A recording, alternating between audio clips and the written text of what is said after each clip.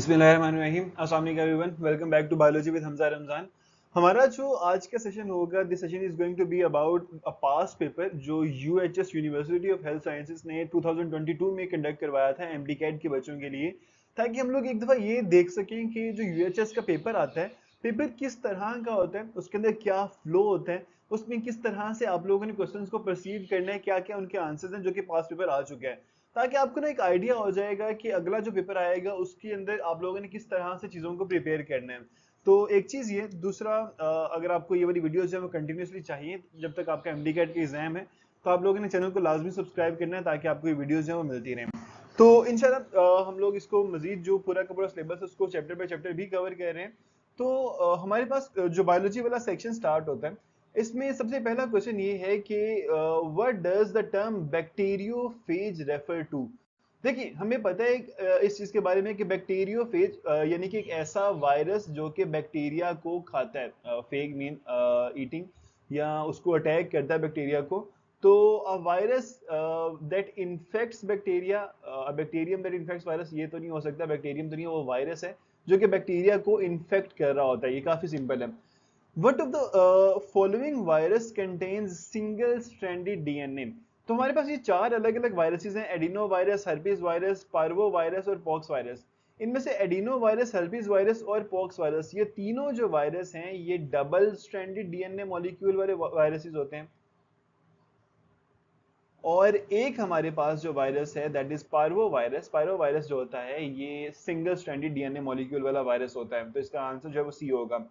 How many tail fibers are attached to the end plate of bacteriophage. आप लोगों को पता है कि बैक्टीरियोफेज का जो स्ट्रक्चर है उसमें हमारे पास एक हेड होता है, टेल होती है, टेल में यहाँ पर एंड प्लेट के साथ टेल फाइबर्स जुड़े हुए होते हैं। तो there are always 6 tail fibers in the bacteriophage. इसका आंसर जो है वो सी होगा। द एंजाइम इंटीग्रेज, अच्छा, इंटीग्रेज एंजाइम के बारे में आप लोगों को बता देता हूँ। ये एक ऐसा एंजाइम है जो कि जैसे हम लोगों के पास यूकैरियोट्स के अंदर एक एंजाइम होता है डीएनए लाइगेज, जो डीएनए के मॉलिक्यूल्स को आपस में जोड़ता है। इंटीग्रेज एक ऐसा एंजाइम है जो कि वायरल डीएनए को, ये आपको इस तरह से सवाल पूछा जा सकता है, वायरल डीएनए को होस्ट के डीएनए के साथ जोड़ने का काम जो करता है ना, उस एंजाइम को हम लोग इंटीग्रेज एंजाइम का नाम देते हैं। प्रोटीएज जिसने प्रोटीन्स को डाइजेस्ट करना है, और reverse transcriptase are found in which virus. Reverse transcriptase का जो इकलौता ये वर्ड है ना, it gave up the answer. इसने बता दिया कि कौन सा वायरस हमारे पास होगा, ये रेट्रो वायरस है। और इन चारों में से hepatitis A virus, herpes virus, influenza virus और HIV ह्यूमन इम्यूनोडेफिशिएंसी वायरस, ये वाला वायरस जो that is a retro virus. What is the end product of glucose by yeast in anaerobic respiration? देखिए, yeast जो होती है वो दोनों तरह की रेस्पिरेशन कर तो सकती है, लेकिन एनारोबिक रेस्पिरेशन के अंदर क्या होता है कि यीस्ट ने, देखिए, एनारोबिक रेस्पिरेशन में ना दो चीजें प्रोड्यूस होती हैं, या तो एथेनॉल प्रोड्यूस होगी या लैक्टिक एसिड प्रोड्यूस होगा। अब लैक्टिक एसिड जब प्रोड्यूस होता है ना, तो ये 3 कार्बन कंपाउंड है। अगर लैक्टिक एसिड प्रोड्यूस होगा तो कभी भी कार्बन डाइऑक्साइड रिलीज नहीं हो रही। जो ग्लूकोज को तोड़ा गया, 2 पायरुवेट बनाए गए, पायरुवेट को कन्वर्ट कर दिया गया लैक्टिक एसिड के अंदर, उसमें से कार्बन डाइऑक्साइड रिलीज नहीं होगी। तो डी तो इसका आंसर नहीं होने वाला। लेकिन जब यीस्ट एनारोबिक रेस्पिरेशन करता है तो आप लोगों ने देखा है कि कार्बन डाइऑक्साइड रिलीज होती है। For example, let me give you an example कि अगर आप लोग केक, जो केक कह रहा हूँ, अगर आपने पिज्जा बनाना है, आप घर में डो बनाते हैं, उसके अंदर आप यीस्ट ला के डालते हैं, उस डो को आप थोड़ी देर के लिए सेट होने के लिए रख देते हैं, तो जो डो है वो फूल जाती है। वो क्यों फूलती है? उसके अंदर कार्बन डाइऑक्साइड प्रोड्यूस हो रही है यीस्ट की वजह से। तो कार्बन डाइऑक्साइड के प्रोड्यूस होने की वजह से वो स्वेल हो रही होती है। तो ethanol plus CO2 will be the answer. Each carrier in electron transport chain is first dash and then dash. अब देखिए, जो कैरियर है उसने एक जगह से इलेक्ट्रॉन को लेना है और दूसरी जगह पे जाके इलेक्ट्रॉन को देना है। We have to establish that fact कि कैरियर ने इलेक्ट्रॉन ट्रांसपोर्ट करना है, पहले वो इलेक्ट्रॉन को एक्सेप्ट करेगा। जब एक मॉलिक्यूल इलेक्ट्रॉन को एक्सेप्ट करता है तो उसकी रिडक्शन होती है। यहाँ पे हमारे पास वो पहले, सबसे पहले रिड्यूस होगा, एंड देन जब वो आगे जाके इलेक्ट्रॉन डोनेट करता है, उसकी ऑक्सीडेशन हो रही है, यानी कि इट इज गेटिंग ऑक्सीडाइज्ड। तो हमारे पास यहाँ पे ब्रोकन डाउन नहीं, जनरेटेड नहीं, ऑक्सीडाइज एंड रिड्यूस, पहले रिड्यूस होगा देन वो ऑक्सीडाइज होगा। D is the answer. Electron transport chain explains. Electron transport chain होती कहाँ पे है? हमारे पास एक काफी अच्छा सा प्यारा सा स्ट्रक्चर होता है जिसको हम लोग माइटोकॉन्ड्रिया का नाम देते हैं। माइटोकॉन्ड्रिया के अंदर इलेक्ट्रॉन ट्रांसपोर्ट चेन होती है, उसकी जो इनर मेम्ब्रेन होती है माइटोकॉन्ड्रिया की, उस इनर मेम्ब्रेन के अंदर जो है वो इलेक्ट्रॉन ट्रेवल करके जाता है ताकि एक प्रोटॉन ग्रेडियंट प्रोड्यूस हो, और इस प्रोटॉन ग्रेडियंट की वजह से एटीपी सिंथेसिस होती है। तो माइटोकॉन्ड्रिया में जो इलेक्ट्रॉन ट्रांसपोर्ट चेन है वो एटीपी सिंथेसिस को करने का एक मैकेनिज्म है। What is the color of chlorophyll B in a B molecule? अच्छा, जो क्लोरोफिल मॉलिक्यूल्स होते हैं they are going to be green, इसमें तो कोई जो दो राय नहीं है। क्लोरोफिल बी मॉलिक्यूल जो होता है that is going to be yellowish green, ये येलोइश ग्रीन होता है अपॉन इनिशियल हाइड्रोलिसिस। अच्छा, इस तरह के जो सवाल होते हैं ना, इनमें कोई चीज समझने वाली नहीं होती, ये सिर्फ याद करने वाले सवाल होते हैं। अनफॉर्चुनेटली हमें इस तरह के सवाल भी आते हैं एग्जाम के अंदर जिनको हम लोगों को याद करना पड़ता है, सिर्फ कॉन्सेप्ट के साथ उनका ताल्लुक जो है वो नहीं होता, लेकिन मेनली कॉन्सेप्चुअल क्वेश्चन है वही पूछे जाते हैं। तो upon initial hydrolysis starch yields.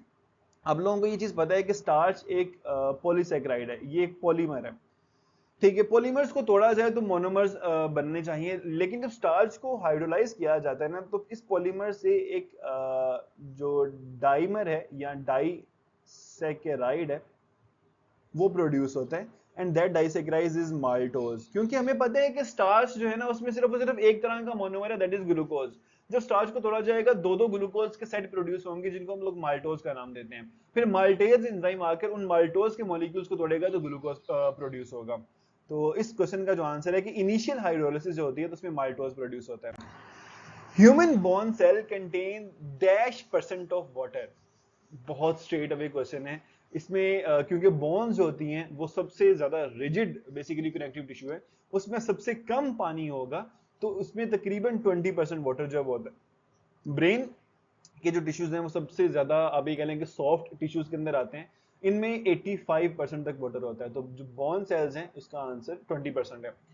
Unique three dimensional shape of the fully folded peptide constitute. अब बच्चों देखो, जो हमारे पास एक प्रोटीन है ना, प्रोटीन के अंदर जब एक थ्री डायमेंशनल शेप है, वो फुली फोल्डेड शेप है, उसके अंदर दो अलग अलग स्ट्रक्चर्स हो सकते हैं, या तो टर्शरी स्ट्रक्चर हो सकते हैं या फिर क्वार्टरनरी स्ट्रक्चर हो सकता है। अब इन दोनों में क्या डिफरेंस है? टर्शरी स्ट्रक्चर के अंदर एक सिंगल पॉलीपेप्टाइड चेन है, जो क्वार्टरनरी स्ट्रक्चर है इसमें मल्टीपल या more than one polypeptide chains हैं। तो यहां पे क्वेश्चन के अंदर क्या पूछा गया? फुली फोल्डेड पेप्टाइड, यहां पे मोर देन वन पॉलीपेप्टाइड का जिक्र नहीं किया गया, फुली फोल्डेड पॉलीपेप्टाइड चेन है। तो ये जो क्वेश्चन होगा इसका आंसर है C. Butyric acid is a dash carbon fatty acid. Buta, buta का मतलब क्या होता है? आप लोगों ने ये जो गिनती है वो पढ़ी हुई है, उसमें जो ब्यूटा है, ब्यूटा मींस 4, तो इसमें 4 कार्बन के एटम्स होंगे। विच of the following is a conjugated molecule? Conjugated molecules जो होते हैं भाईजान, कॉन्जुगेटेड मॉलिक्यूल्स कैसे प्रोड्यूस होते हैं? जब दो अलग अलग तरह के प्रिंसिपल मॉलिक्यूल्स आपस में कंबाइन करते हैं तो उनके कंबाइन करने से एक कॉन्जुगेटेड मॉलिक्यूल जो बनेगा। तो प्रोटीन एक सिंगल मॉलिक्यूल है, लिपिड एक सिंगल मॉलिक्यूल है, विटामिन जो है वो कंप्लीटली डिफरेंट चीज है। लेकिन जब हम ग्लाइकोप्रोटीन की बात करते हैं तो इसमें कार्बोहाइड्रेट और प्रोटीन, ये दो अलग अलग तरह के मॉलिक्यूल्स आपस में मिल रहे हैं, तो इन्हें हम पेप्टिडोग्लाइकेंस भी कह सकते हैं, ग्लाइकोप्रोटीन्स भी कह सकते हैं। तो ये हमारे पास सी जो है it will be the conjugated molecule. Hydrolysis process is a reverse of dash process. हम पहले ये अंडरस्टैंड कर लें कि हाइड्रोलिसिस जो है वो होता क्या है। एक हमारे पास बड़ा मॉलिक्यूल है, चाहे वो डाइमर है चाहे वो पॉलीमर है, कोई भी बड़ा मॉलिक्यूल है, उसको वाटर का मॉलिक्यूल डोनेट करके उसको तोड़ना है हमने दो मॉलिक्यूल्स में। तो ये बेसिकली हाइड्रोलिसिस होती है कि पानी की मौजूदगी में किसी मॉलिक्यूल को तोड़ा जाएगा, दैट इज हाइड्रोलिसिस। लेकिन हाइड्रोलिसिस जो है वो किस चीज का रिवर्सल है? आप लोगों ने ये पढ़ा होगा कि जब हम लोग जो डिहाइड्रेशन सिंथेसिस करते हैं कि दो मॉलिक्यूल्स को आपस में मिलाया जाता है, उनके मिलाने से वाटर का मॉलिक्यूल रिलीज हो रहा होता है, that is called dehydration synthesis. Dehydration synthesis का एक और नाम होता है, वो होता है कंडेंसेशन। तो यहां पे हमारे पास हाइड्रोलिसिस जो है वो कंडेंसेशन का ऑपोजिट होगा। Proteins are the main dash of the cell. Okay, component of the cell कौन सा वाला? Physiological, structural, functional and biological.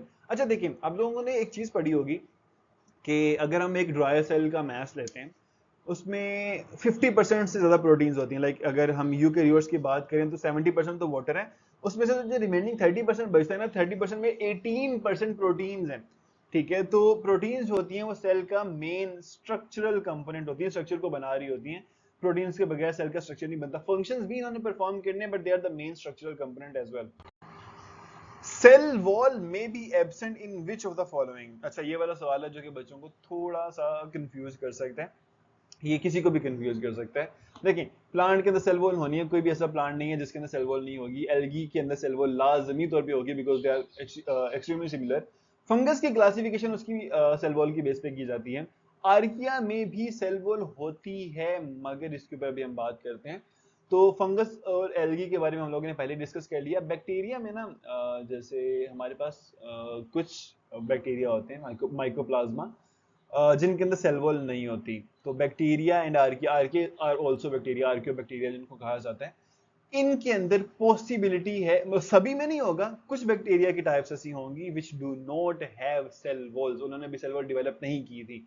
तो D will be the answer. आप लोगों ने परेशान नहीं होना कि बैक्टीरिया में तो सेल वॉल होती है, बिल्कुल होती है, पेप्टिडोग्लाइकन की बनी होती है, उसको म्यूरिन की बनी होती है। अभी हम म्यूरिन के बारे में भी बात करेंगे।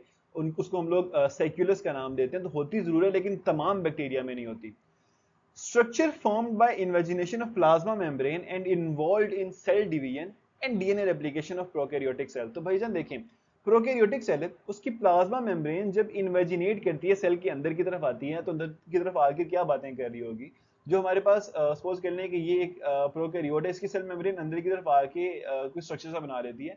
This structure is known as mesosome. और इसके बारे में एक और आपसे सवाल पूछा जाता होता है कि मीजोजोम जो प्रोकैरियोट्स के अंदर है, वो यूकैरियोटिक स्ट्रक्चर, कौन सा ऐसा यूकैरियोटिक स्ट्रक्चर है जिसके साथ सबसे क्लोजली रिजेंबल करते हैं। तो mesosomes are the closest resembling structures in prokaryotes to mitochondria. Which of the following are single membranous organelles? Okay, mitochondria दो मेम्ब्रेन होती हैं, ऑप्शन गलत। यहाँ पे भी माइटोकॉन्ड्रिया दो मेम्ब्रेन है, ऑप्शन गलत। अब यहाँ पे भी आते हैं, यहाँ पे भी हमारे पास माइटोकॉन्ड्रिया दो मेम्ब्रेन्स होती हैं, इसमें ऑप्शन गलत। एक ही ऑप्शन बचती है, गोल्जी बॉडीज, लाइजोसोम्स और endoplasmic reticulum. That option is actually correct.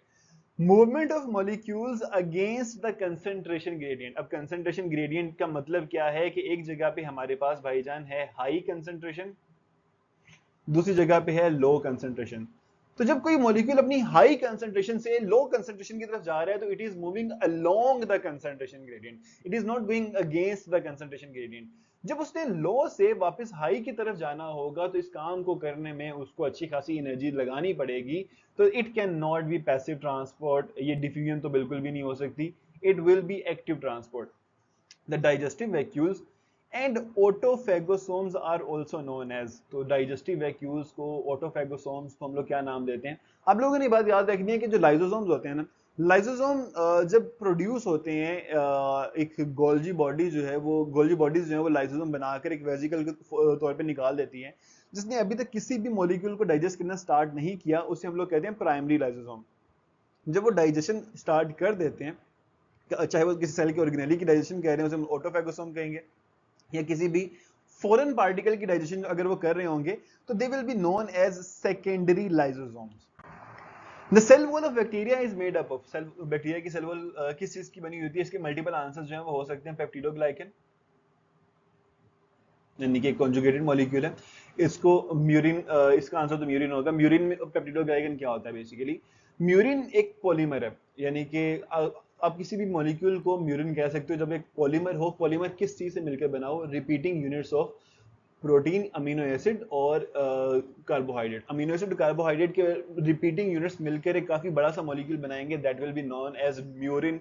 तो बैक्टीरिया की जो सेल वॉल होती है वो म्यूरिन होती है। इसका एक सिंगल नेम भी होता है, सेक्यूलस।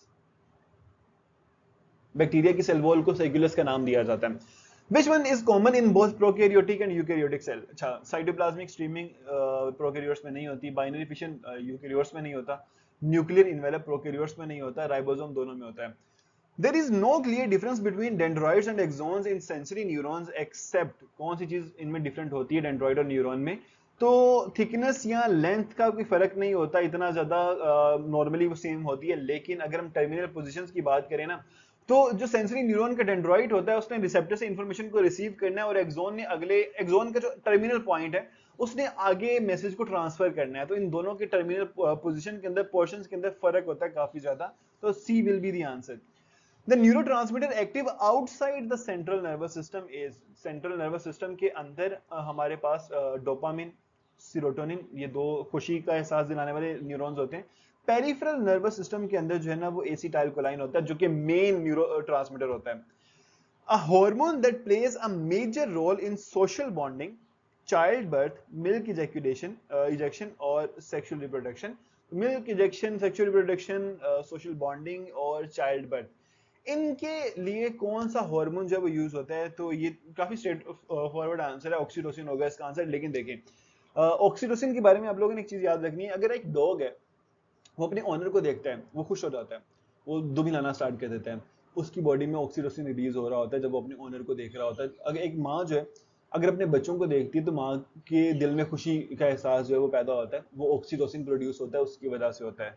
तो उस तरह से भी आपको ये वाला जो सवाल है ये पूछा जा सकता है। B will be the answer. Hormone produced by placenta is, placenta जो होती है ये तब स्टैब्लिश होता है जब एक फीटस आके यूट्रस में इम्प्लांट हो चुका है, जब प्रेगनेंसी स्टैब्लिश हो चुकी है तब प्लेसेंटा जो है बनता है। अब प्लेसेंटा ने इस बात को मेक श्योर करना है कि कोई भी नया ओवम रिलीज ना हो, कोई भी प्रेगनेंसी के ऊपर कोई प्रेगनेंसी जब ना इंड्यूस हो जाए। तो इस चीज को मेक श्योर करने के लिए और अपनी प्रेगनेंसी को भी मेंटेन करने के लिए जो प्लेसेंटा है वो प्रोजेस्टेरोन हार्मोन बनाता है। प्रोजेस्टेरोन हार्मोन जाके फॉलिकल स्टिमुलेटिंग हार्मोन और ल्यूटिनाइजिंग हार्मोन जो होता है इसको स्टॉप कर देता है। The middle layer of meninges is, meninges की जो मिडिल लेयर होती है, तीन अलग अलग लेयर्स हैं, ड्यूरा मैटर, अरेक्नोइड मैटर और पिया मैटर। इसमें ड्यूरा मैटर सबसे बाहर होती है, पिया मैटर सबसे अंदर होती है और दरमियान में हमारे पास अरेक्नोइड होती है। The part of brain which guides smooth and accurate motions and maintains body position is, तो हमारे ब्रेन का वो पार्ट जो कि स्मूथ एंड एक्यूरेट मूवमेंट्स करवाता है। अगर आपने टाइपिंग करनी है किसी भी कीबोर्ड के ऊपर तो आपकी उंगलियां एग्जैक्ट जाके किसी की को टच करती हैं जो कि आप टाइप करना चाह रहे हैं।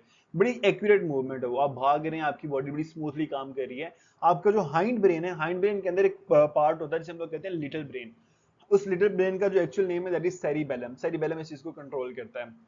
वाटर वेस्कुलर सिस्टम और ambulacral system is a unique and complex system specially present in, तो जो वाटर वेस्कुलर सिस्टम है ये हमारे पास स्पाइनी स्किन्ड एनिमल्स होते हैं ना, जिनको हम लोग इकाइनोडर्म्स भी कहते हैं जैसे कि स्टारफिश वगैरह, उनका यूनिक फीचर होता है। Round worms belong to which phylum, round worms जो होते हैं दे आर सूडोसिलोमेट्स, और सूडोसिलोमेट्स जो होते हैं वो फाइलम एस हेलमिन्स से बिलोंग करते हैं। एस हेलमिन्स को हम लोग प्यार से नीमाटोडा भी कहते हैं। तो जो राउंड वर्म्स हैं वो नीमाटोड्स होते हैं। Silver fish is an is a and dash, तो सिल्वर फिश जो होता है ये कोई मछली नहीं है, it is basically this insect. ये घरों में भी काफी कॉमन होता है, तो it is an insect. Tissue are not found in the following animal, कौन सा एनिमल है जिसके अंदर टिश्यूज नहीं होते? फ्लैटवर्म्स के अंदर ट्रिप्लोब्लास्टिक ऑर्गेनिज्म है। नाइडेरियंस काफी सिंपल होते हैं but they have tissues. Roundworms pseudocoelomates हैं, ट्रिप्लोब्लास्टिक हैं, टिश्यूज होते हैं इनके अंदर। स्पॉन्जेस के अंदर नहीं होते। Enzymes lower the activation energy by stabilizing the transition state of a metabolic reaction due to, अब enzymes होते हैं वो किसी भी metabolic reaction की transition state को, जब एक मॉलिक्यूल एक स्टेट से दूसरी स्टेट में ट्रांसफर हो रहा होता है उसको स्टेबलाइज कैसे करते हैं? तो changing conditions within the active site, that is actually correct. Rearranging the fatty acid नहीं, changing conditions within the protein framework, उसमें फ्रेमवर्क में भी चेंज नहीं करेंगे। Distorting the molecules in the allosteric site, वो enzyme काम ही नहीं करेगा। तो changing conditions within the active site is the actual answer. Competitive inhibitors compete with, अब कंपेटिटिव इनहिबिटर्स जो है वो बेसिकली कंपेटिटिव क्यों है? वो कंपीट कर रहे हैं। कंपेटिटिव इनहिबिटर ने बाइंड कहां पे करना है? इसने बाइंड करना है जाके एंजाइम के साथ। तो एंजाइम के साथ जो बाइंड करने के लिए एक और मॉलिक्यूल भी आ रहा है जिसके साथ कंपेटिटिव इनहिबिटर को कंपीट करना पड़ेगा। That molecule is the substrate. तो सबस्ट्रेट और इनहिबिटर दोनों ने एंजाइम के साथ बाइंड करना है, दोनों ने एक ही जगह पे बाइंड करना है, तो वो आपस में कंपीट कर रहे होंगे। तो अगले जो दो एमसीक्यूज हैं थोड़े से ब्लर हैं, इनको यहां पे देख लेते हैं। तो the non competitive inhibitor molecules have, जो नॉन कंपेटिटिव हैं, अब ये तो हमारे पास ऐसे मॉलिक्यूल्स हैं जो कि सबस्ट्रेट से मिलते जुलते नहीं होंगे, इन्होंने एलोस्टेरिक साइड पे जाके बाइंड करना है। तो similar structure to the normal substrate नहीं, नॉन कंपेटिटिव है वो। A quite different structure from the substrate molecule, yes they have a quite different structure। A different conformation but they fit into active site नहीं, तो फिर भी वो competitive हो जाएंगे। A similar conformation but does not fit नहीं भाई, तो जो बी है वो इसका सही आंसर है। Zinc ion is attached to active site of the enzyme carboxypeptidase. The zinc ion functions as, तो जिंक आयन एक मेटेलिक आयन है जो कि एक्टिव साइट के साथ जाके बाइंड किया। जो मेटेलिक आयंस होते हैं जो कि किसी भी एंजाइम को एक्टिवेट करने के लिए हेल्प कर रहे होते हैं, उन्हें हम लोग को एंजाइम नहीं कहते, वो विटामिन से बने हुए होते हैं, उन्हें हम लोग एक्टिवेटर का नाम देते हैं। What is the best physiological pH for optimum functioning of the most of the cellular enzymes of humans? तो हमारा जो सेल होता है ना तो वो बहुत ज्यादा एसिडिक इन्वायरमेंट में जाता है, ना ही वो बहुत ज्यादा अल्कलाइन इन्वायरमेंट में जाता है, बिल्कुल दरमियान में न्यूट्रल की रेंज में रहता है। तो इसके लिए हमारे पास 6 to 8 pH जो होगी, that will be the most suitable pH for all of the enzymes to work in, except for lysosomes. Lysosomes के जो एंजाइम्स होते हैं वो तकरीबन 5 pH जो होती है उसके इर्द गिर्द काम करते हैं। That is why they are inside the lysosome. Adaptations that an organism acquires by its own actions during its lifespan without modifying its genome are. तो आप लोग बायोलॉजी सीख रहे हैं, आप लोग अपनी जीनोम को मॉडिफाई नहीं कर रहे, सिर्फ अपने ब्रेन के अंदर इंफॉर्मेशन को स्टोर कर रहे हैं। तो ये जो इन्फॉर्मेशन होगी ये आपकी अगली जनरेशन में ट्रांसफर नहीं हो सकती। लामार्क भाई के साथ माजरत के साथ, जो चीजें हम लोग ने एक्वायर की हैं वो अगली जनरेशन में हेरिटेबली ट्रांसफर नहीं होंगी, उनको भी सीखनी पड़ेंगी। तो they are not heritable, non heritable. For evolutionary process to occur, which of the following is not a geographical barrier? Geographical barriers क्या होते हैं कि दो अलग अलग इलाकों को एक दूसरे से सेपरेट करने के लिए, जैसे कि माउंटेन रेंजेस हैं, हमारे पास हिमालय की माउंटेन रेंज है, कराक्रम है, हिंदू कुश माउंटेन रेंज है। तो ये बेसिकली अलग अलग माउंटेन रेंजेस हैं जो दो अलग अलग इलाकों को बिल्कुल सेपरेट करती हैं एक दूसरे से। एक इलाके के जानवर दूसरे इलाके में नहीं जा सकते। तो जो अलग अलग पॉपुलेशन है वो अलग अलग तरह पे रहती रहेंगी, अलग अलग इन्वायरमेंट में रहेंगी और वैसे ही इवॉल्व होंगी। तो इस तरह कौन सा ऐसा चीज है जो कि जियोग्राफिकल बैरियर नहीं है? तो oceans are geographical barriers, rivers separate करते हैं, माउंटेन सेपरेट करती हैं, लेकिन एटमॉस्फेयर कोई जियोग्राफिकल बैरियर नहीं है। According to the biogenetic law of Ernst Haeckel, अच्छा अर्नस्ट हैकेल का एक बायोजेनेटिक लॉ था, उसने एक थ्योरी प्रपोज की थी जो कि काफी ज्यादा एक्यूरेट थ्योरी है। it means it says ontogeny recapitulates phylogeny। अब ये बेसिकली है क्या? ontogeny है क्या? डेवलपमेंट ऑफ एन इंडिविजुअल, जो एक इंडिविजुअल है उसकी जो डेवलपमेंट होगी, जो करंट इंडिविजुअल है उसको हम लोग ontogeny कहेंगे। फाइलो का मतलब होता है ancestry, phylogeny the development of ancestors.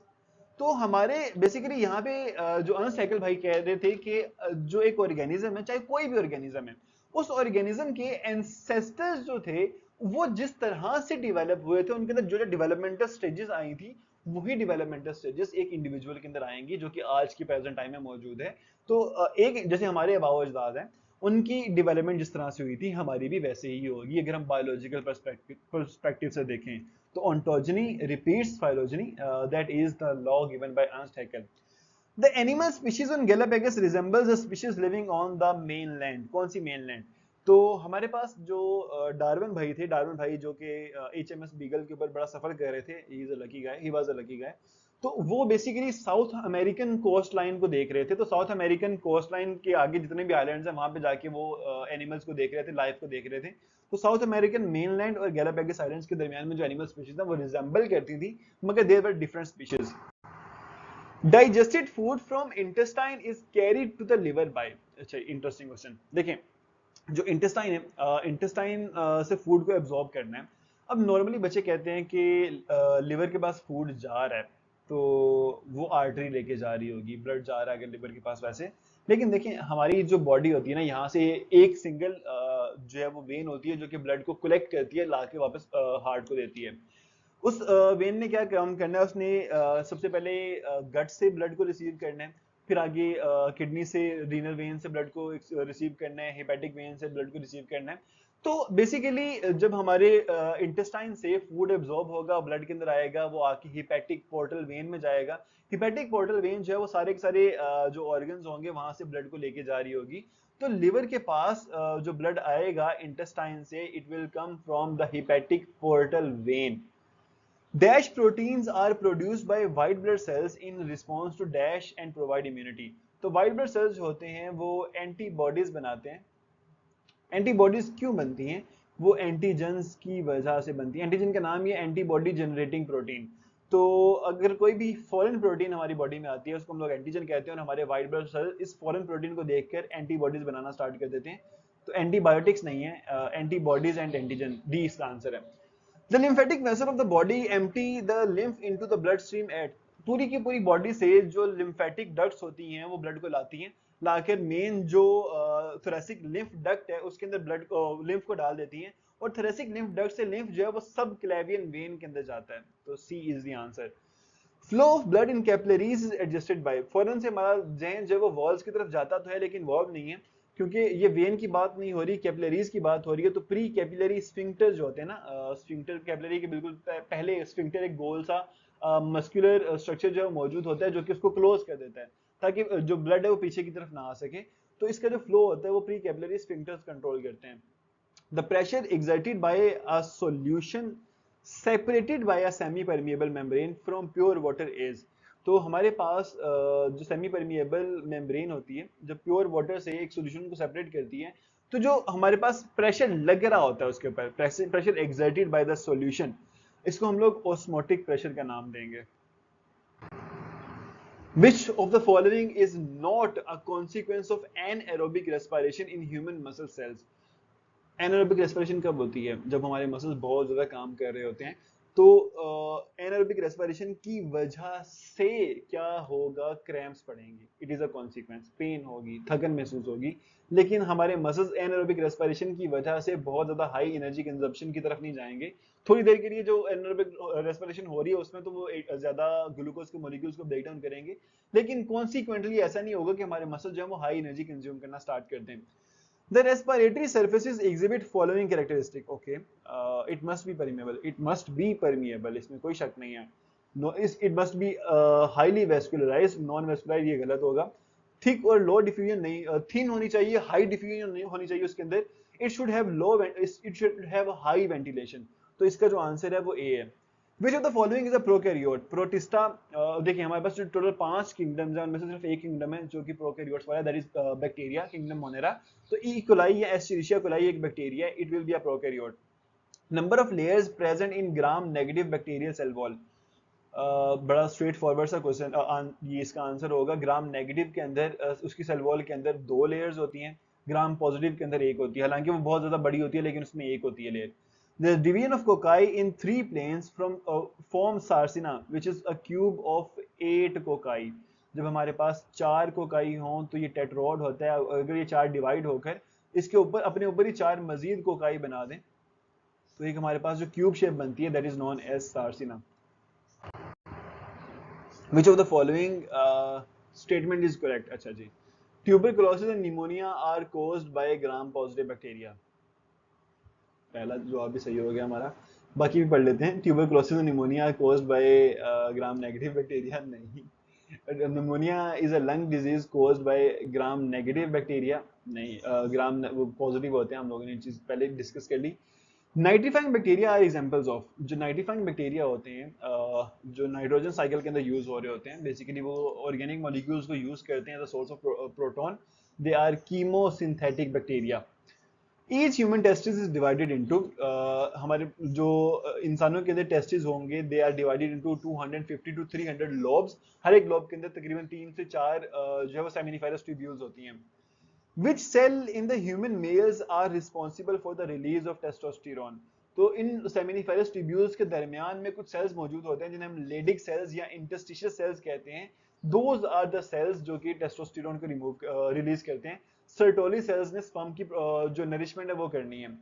Fertilised ovum is implanted and undergoes further development in, ovary से तो वो रिलीज होगा, ओविडक्ट में वो इम्प्लांट नहीं होगा, वो यूट्रस के अंदर जाके इम्प्लांट होगा। Level of luteinizing hormone is maximum in blood during which stage of menstrual cycle?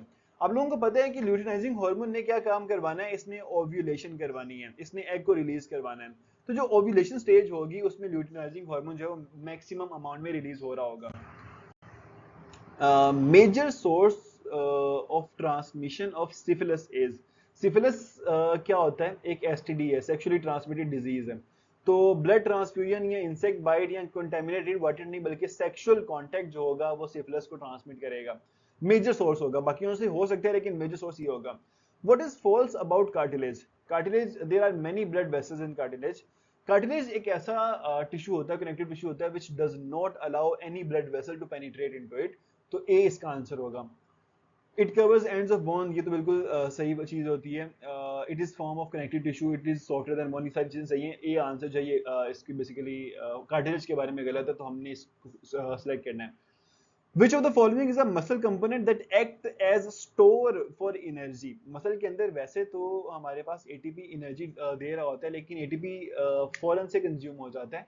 ये ऐसा नहीं होता कि स्टोर ऑफ एनर्जी के तौर पे काम कर रहा हो। क्रिएटिन फॉस्फेट जो होता है, क्रिएटिन एक प्रोटीन होती है, क्रिएटिन फॉस्फेट जो है that act as a store for energy. अगर कोई जो है वो बॉडी बिल्डिंग भी का शौक होगा आप लोगों में से किसी को, तो उसको आइडिया होगा कि क्रिएटिन एक प्रोटीन होती है जो कि जो बॉडी बिल्डर्स होते हैं वो सप्लीमेंट के तौर पे इनटेक करते हैं।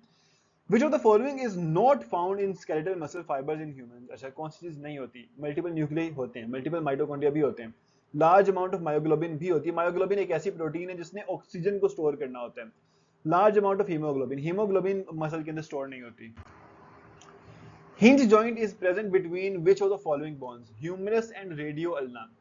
रेडियो अल्ना जॉइंट हमारी, ये देखिए हमारी जो एल्बो है, एल्बो के अंदर आगे वाली जो दो बोन्स है रेडियस और अल्ना है, ये वाली जो पीछे वाली बोन है that is humerus.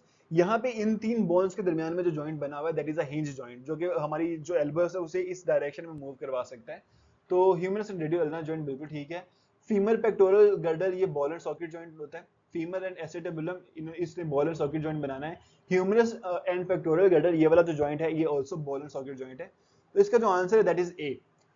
Test cross is made to check the genotype of a trait. Which of the following cross is the test cross? हम लोगों ने जब कभी भी किसी ट्रेट का जीनोटाइप टेस्ट करना हो तो हम उसे हमेशा रिसेसिव फिनोटाइप के साथ क्रॉस करवाते हैं। हमें इसका जीनोटाइप नहीं पता, ये मेनली डोमिनेंट होगी, डोमिनेंट ट्रेट है, उसको रिसेसिव जो फिनोटाइप होती है उसके साथ क्रॉस करवा के देखेंगे कि ये क्या ये होमोजाइगस है या ये हेट्रोजाइगस है, क्योंकि ट्रेट तो डोमिनेंट है। हमने इसका बेसिकली जीनोटाइप पता करने के लिए जो क्रॉस करना होता है उसे हम लोग टेस्ट क्रॉस कहते हैं। What happens when an RH negative woman married to RH positive man conceives a child who is RH positive? Erythroblastosis fetalis आप लोगों ने पढ़ा था RH वाले जो टॉपिक है उसके अंदर। इसमें आप लोगों ने पढ़ा था कि मैटरनल फीटल इनकम्पैटिबिलिटी होती है, क्योंकि मदर जो है वो नेगेटिव है, जो फीटस है वो पॉजिटिव होगा।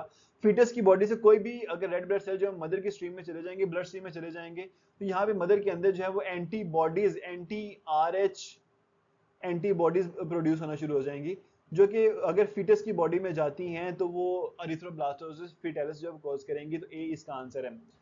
DNA stores biological information in discrete units. DNA के अंदर जो यूनिट्स होते हैं जहां पे बायोलॉजिकल इंफॉर्मेशन स्टोर होती है उन्हें हम लोग जीन्स का नाम देते हैं। बड़ा स्ट्रेट फॉरवर्ड सा आंसर है ये। To study sex linkages in drosophila, Morgan mated white eyed males, white eye वाला कलर जो है वो रिसेसिव था, with wild type red eyed female, red eyed वाला कलर जो है वो डोमिनेंट है। What will be the phenotype of offspring? अब रेड जो कलर है, वाइल्ड टाइप जो कलर है वो डोमिनेंट है, तो जितने भी आगे ऑफस्प्रिंग होंगे चाहे वो मेल हो चाहे वो फीमेल हो, सारे के सारे रेड आइड होंगे। तो कोई भी व्हाइट आई वाला प्रोड्यूस नहीं होगा, सारे रेड आई वाले होंगे। Which one of the following is X-linked dominant disorder? तो हीमोफीलिया रिसेसिव है, कलर ब्लाइंडनेस रिसेसिव है, हाइपोफोस्फेटेमिक रिकेट्स या विटामिन डी रेजिस्टेंट रिकेट्स जो होता है ये डोमिनेंट डिसऑर्डर होता है। Mode of inheritance in humans can be traced through. इंसानों के अंदर हम लोग टेस्ट क्रॉस नहीं करवा सकते, कोई एक्सपेरिमेंटल क्रॉस नहीं करवा सकते। We have to check the pedigree. हम इंसानों की पेडिग्रीज को यानी कि शजरा नस्ब को देखते हैं, हम फैमिली ट्री को देखते हैं कि डिजीज कौन कौन से इंडिविजुअल के अंदर थी फैमिली ट्री के अंदर, तो हमें आइडिया होता है कि किस तरह से ट्रांसमिट हो रही है। तो that was the UHS 2022 pass paper biology section जो था। तो ये इतना ज्यादा मुश्किल पेपर नहीं है, सिर्फ कॉन्सेप्चुअल पेपर है। तो आप लोगों ने कोई भी क्वेश्चन अगर आप लोगों का अभी आंसर नहीं हुआ तो आप लोगों ने मुझे कमेंट सेक्शन में लाजमी बताना है, और इस वीडियो को अपने दोस्तों के साथ लाजमी शेयर कीजिएगा ताकि कम से कम उनका फायदा जरूर हो जाए। तो इंशाल्लाह आपसे नेक्स्ट वीडियो में मुलाकात होगी, तब तक के लिए बच्चों टेक केयर, अल्लाह हाफिज।